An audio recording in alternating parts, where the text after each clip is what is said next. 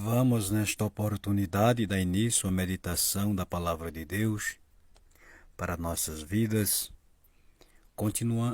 continuando no top onde estamos meditando com essa palavra dado. E queremos agora passar para o segundo top, que desta palavra, o significado desta palavra que diz concedido, ortogado.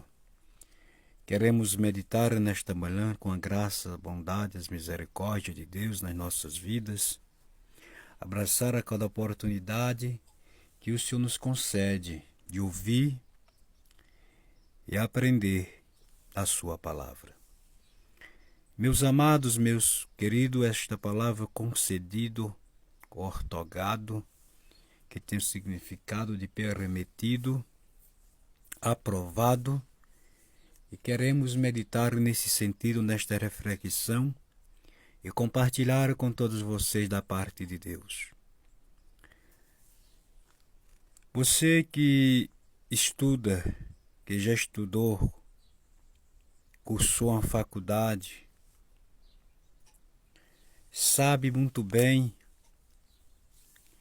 que durante o período, o tempo que você passa estudando, se esforçando para terminar os estudos, a cada fase você vai passar por uma prova para poder mudar de ano, mudar de série. E ao terminar a prova, você vai receber o resultado, se foi aprovado, se foi desaprovado.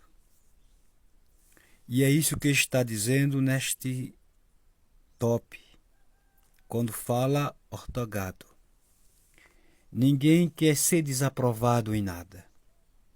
Ninguém quer trabalhar em vão, lutar em vão. Todos nós queremos ver o fruto dos nossos esforços, do nosso trabalho. E a Bíblia também fala que isto é uma honra, se trabalhar e ver os frutos. É isso dá o resultado que dizer, valeu a pena qualquer esforço. Agora queremos direcionar para a linguagem, estamos falando figuradamente, comparativa, com o que queremos deixar nesta reflexão a respeito das coisas de Deus. Não é diferente. A vida espiritual, para se adquirir a qualidade espiritualmente, a forma de servir a Deus, como a palavra está revelado na palavra de Deus, devemos se esforçar. À medida como eu falei para você dos estudos, dos esforços naturalmente, espiritualmente não é diferente. Olhe que Jesus disse assim, o reino de Deus é tomado à força e quem se esforça se apodera dele. Entra nele, em outras palavras. Então tem que ter um esforço olhando para as Escrituras. Se olharmos para o exemplo de onde estamos meditando no livro de Deuteronômio, capítulo 29, versículo 3 e 4, essa reflexão está fundamentada nessa passagem bíblica, orientada dentro dessa passagem bíblica.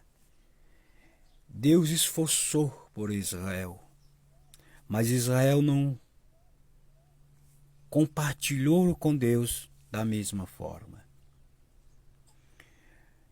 Deus provou Israel por 40 anos naquele deserto, mas eles não passaram na prova de Deus. O que significa dizer, eles entraram numa fase de prova e no final de tudo foram desaprovados. A prova era para eles entrarem na terra prometida, depois daquela prova e ser aprovado e entrar na terra prometida. Mas eles não passaram, foram desaprovados por Deus. Porque a prova de Deus é diferente da prova deste mundo. Vem os revés, vem as lutas, as tribulações.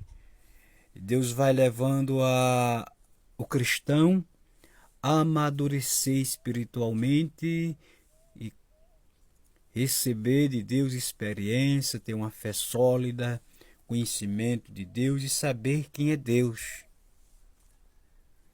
Deus ele começa a se revelar nas nossas vidas desta forma, em meio às lutas, em meio às batalhas, às guerras, às necessidades.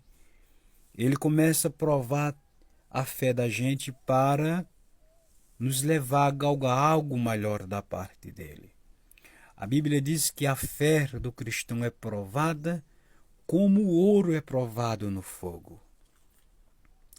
Então, se a gente luta por uma coisa material, imagina por que não lutar por algo espiritual que é maravilhoso da parte de Deus. E principalmente a nossa salvação, que somente Jesus